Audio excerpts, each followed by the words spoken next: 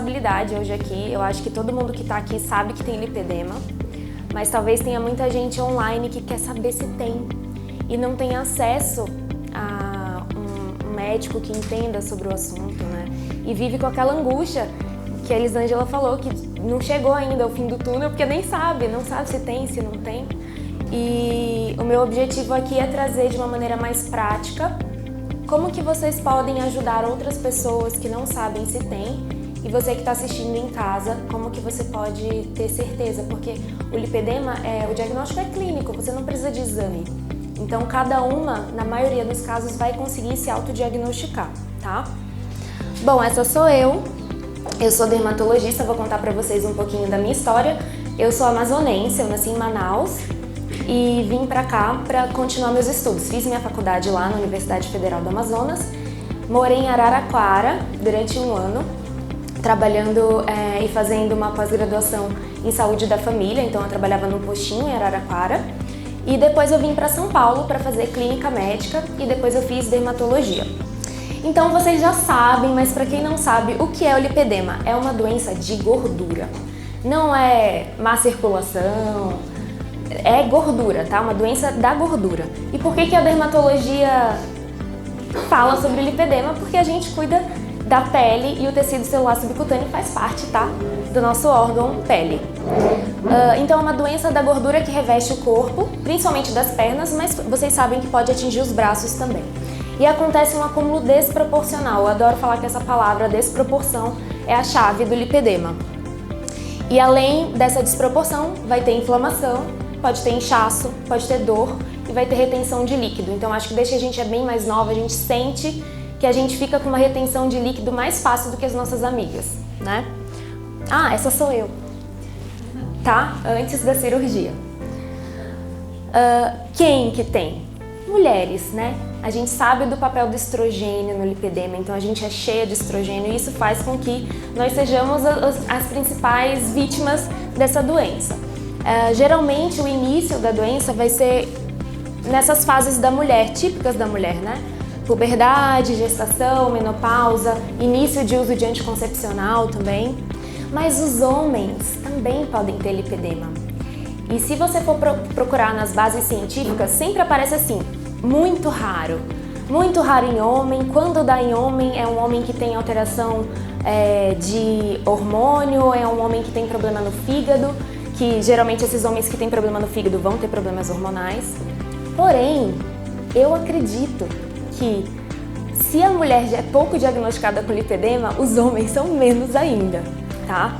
Então eu acho que nos próximos 10 anos isso vai dar uma mudada. Eu tenho alguns homens na minha família que têm lipedema e que não sabem que têm lipedema,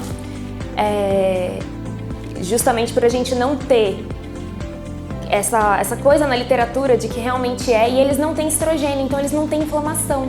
Eles têm aquele aumento de volume, mas eles não vão queixar de dor, eles não vão ficar inflamados, muitas vezes não vai ter tantos nódulos, então é bem mais complicado a gente definir o lipedema no homem. Essa foto é de um artigo, e inclusive esse paciente não tinha uma causa para o lipedema, tá? Então, só para vocês saberem que existe e que no futuro mais homens vão aparecer aí com esse diagnóstico. O ponto de partida, como eu falei para vocês, é desproporção. Essa pessoa aqui é fácil, né? Da gente saber que tem lipedema, não precisa nem pensar muito. Então a cintura fina, braço mais gordinho, a perna mais gordinha, fica muito fácil da gente saber. Os pacientes que são magros, que estão bem no início, são os mais difíceis, e os pacientes que têm obesidade associada, porque a gente não consegue saber, às vezes a pessoa já tem uma obesidade há muitos anos, a gente não consegue saber se aquela gordura responderia à dieta ou não. Já está bem estabelecido aquele ganho de gordura. Mas a gente sabe, por exemplo, que tem pacientes obesos que fazem bariátrica, ficam secos em cima e a perna fica lá intacta, né? Aqui, em 2020, eu recebi um convite para escrever um capítulo desse livro, que é o Atlas de Dermatologia. Eu fiquei muito feliz de poder colocar o lipedema na história da dermatologia para que outros dermatologistas saibam o que é o lipedema. E junto com o Dr. Fábio, a gente fez esse capítulo. Eu fico super orgulhosa. Pode passar. E aí a minha apresentação levou em consideração o nosso capítulo e também o consenso americano, tá? Então, Eu sei que lipedema tem pouca evidência científica, mas nessa aula a gente vai usar evidência científica, tá? A gente vai falar coisas com embasamento. Então, primeira coisa, história familiar. Você tem alguém na sua família que tem a perna mais gordinha, que sente dor na perna, sente peso? Já é uma coisa a ficar atento. A mudança associada com a puberdade, ou a gestação, ou o uso de anticoncepcional. Ganho de peso também, então a pessoa engordou um pouquinho mais e aí a perna deu um gatilho. E a dificuldade para perder gordura na perna. Então tem que escutar e tem que tentar identificar na história fatores que podem se encaixar nesse quadro do diagnóstico. Os sinais vão ser o aumento do volume, que não diminui com a elevação das pernas. Isso porque as doenças que são vasculares, se a pessoa coloca a perna para cima no fim do dia, a perna fica fininha. Não é o nosso caso, né? A gente pode ficar de cabeça para baixo, que a perna não vai ficar fina de jeito nenhum. E aí tem também essa facilidade para ficar roxa. A gente sempre, não me bati e tudo, mas não é, né? A gente às vezes não se bateu e fica roxa e a gente não sabe de onde vem. E a gente tem também na maioria dos casos, a gente tem uma tendência também a ter muito vasinho, né, na pele, aquelas como se fossem umas varizezinhas bem fininhas, superficiais. No exame físico, a gente vai ver o aumento desproporcional da gordura nos membros, se essa pessoa não for obesa. Vai ver uma simetria, então os dois lados, os dois membros vão ser do mesmo tamanho. Os nódulos palpáveis, isso pode ser uma boa dica para quem é magra, porque mesmo quem é magra, se fizer uma palpação, você consegue ver que a gordura não é lisa, ela tem nódulo. A dor à palpação nem sempre vai estar presente, mas as pacientes com lipedema muitas vezes têm dor à palpação e dor espontânea também. Então, no fim do dia, uma sensação de peso ou uma sensação que a perna vai explodir. E é uma coisa engraçada, porque esse exercício que você fez, que a gente consegue perceber outras partes do nosso corpo, eu sempre tinha uma sensação de que eu não conseguia esquecer que eu tinha perna. O tempo inteiro eu sabia que ela estava ali. Eu não sabia que eu tinha braço, que eu tinha mão, mas a perna, ela não me deixava esquecer que ela estava ali. E isso é uma característica, tá, gente? O abdômen pode estar afetado, então a gente já viu, isso aqui é do consenso americano, tá? Então assim, a gente vê em alguns lugares dizendo que lipedema não pode acometer barriga. Pode sim, tá? E o edema, o inchaço, ele é depressível ou não, ou seja, eu vou mostrar uma foto depois pra vocês, mas você pode ter um edema que quando você aperta faz buraquinho ou não. Pode ser aquele edema que parece, você sabe que a perna tá brilhando, mas não é um edema típico de uma pessoa que tem, por exemplo, insuficiência vascular, tá? E pés e mãos polpados. Por que eu coloquei um asterisco aqui? 30% das mulheres podem ter gordura na mão e no pé. É raro, isso aqui é do consenso, esse dado dos 30%, e às vezes isso acontece porque essas mulheres têm uma alteração maior de elasticidade. Então a pele dessa mulher tem uma deficiência maior de elastina, e aí isso faz com que ela tenha uma maior predisposição a ter gordura nesses locais, tá? Então pode acontecer. Então se você... mas a minha mão é gordinha, então talvez eu não tenha lipedema. Não necessariamente, tá? Você pode entrar nesses 30%. O fato dos pés e mãos polpados a gente também usa para diferenciar de outras doenças que fazem inchaço, não de gordura, mas você vê, por exemplo, uma pessoa que tem linfedema. O pezinho fica um pãozinho, né? E se você tem lipedema, não significa que você também não possa ter um edema maior no fim do dia, tá? Aqui é pra gente mostrar a diferença do lipedema, deu uma desorganizada, mas do lipedema pro linfedema. Então o lipedema ele é simétrico, as duas pernas vão estar acometidas e o linfedema, na maioria das vezes não, a menos que seja secundário e tenha uma causa para os dois membros estarem afetados, tá? Então, por exemplo, uma mulher que fez cirurgia de retirada das mamas e ficou com linfedema nos braços dos dois lados porque tirou as duas mamas. É um caso que vai ter linfedema nos dois lados.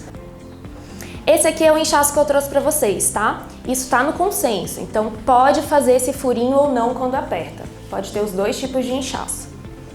Isso aqui é um sinal que a gente usa, chama sinal do cacifo, que a gente aperta e vê o buraquinho. Esse aqui é um outro sinal que a gente consegue observar no linfedema, que quando a gente tenta beliscar a pele do pé,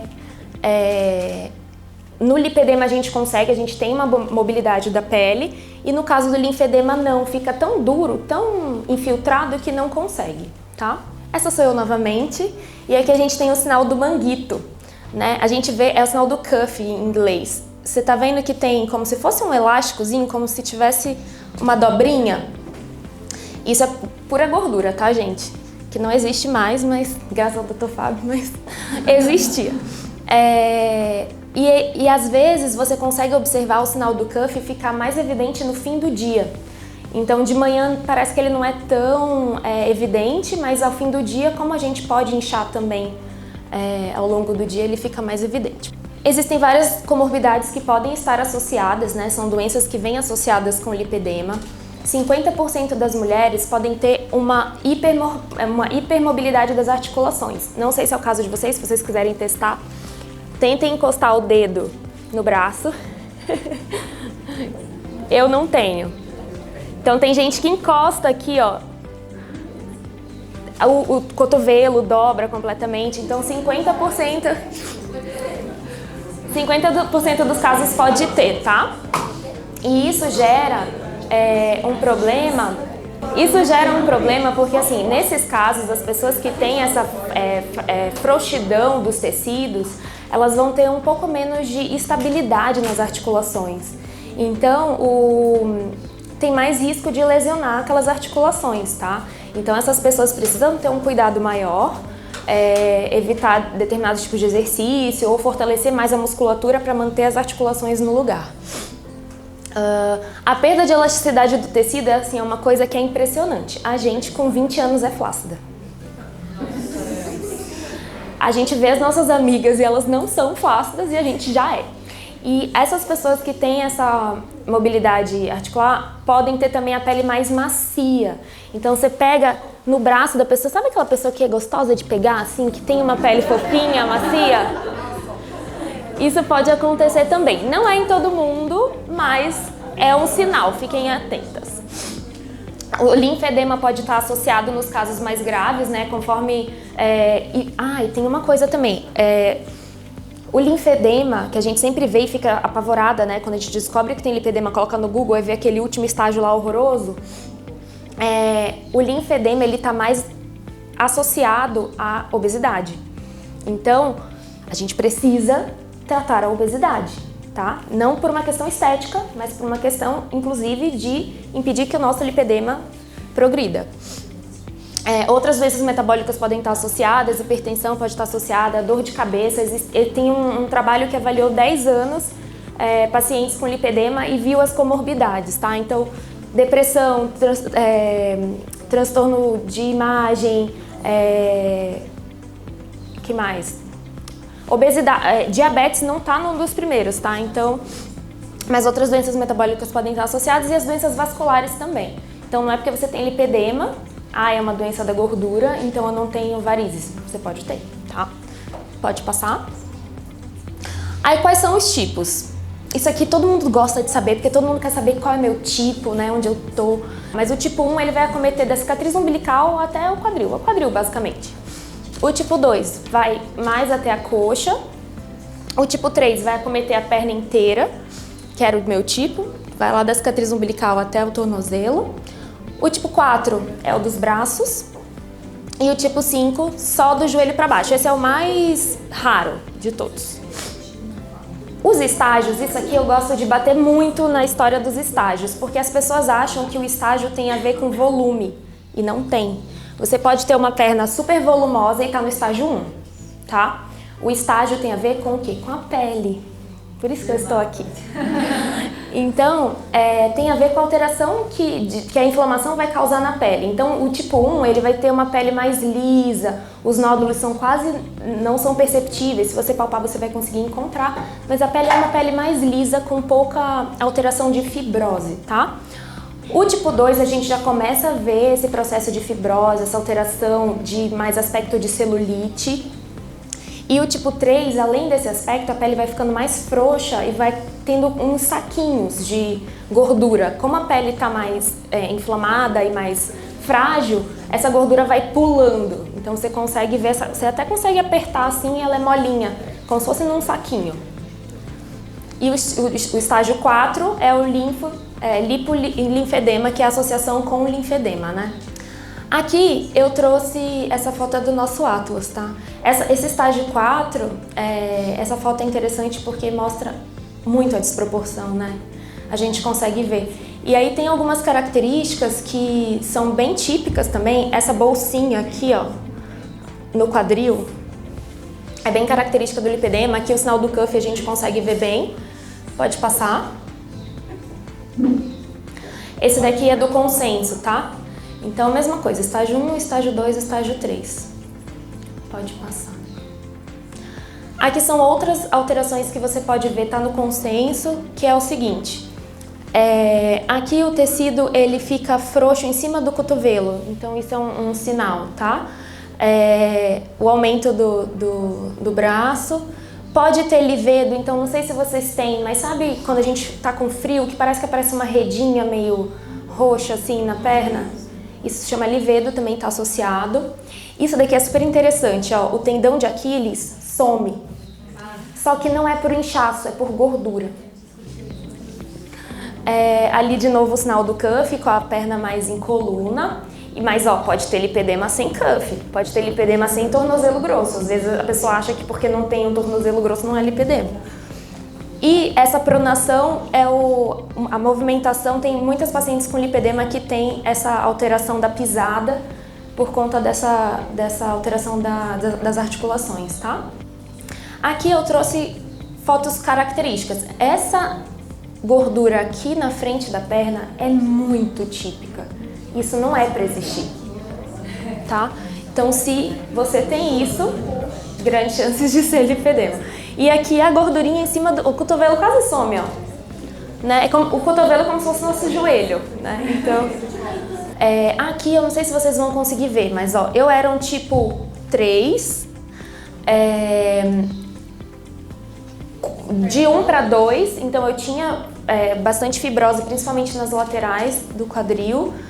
E essa bola aqui também é muito característica, ó, no joelho. O joelho perde o formato. Tá vendo uma gordurinha que tem aqui no maléolo? Eu já vi paciente sem lipedema que tem essa gordurinha, tá?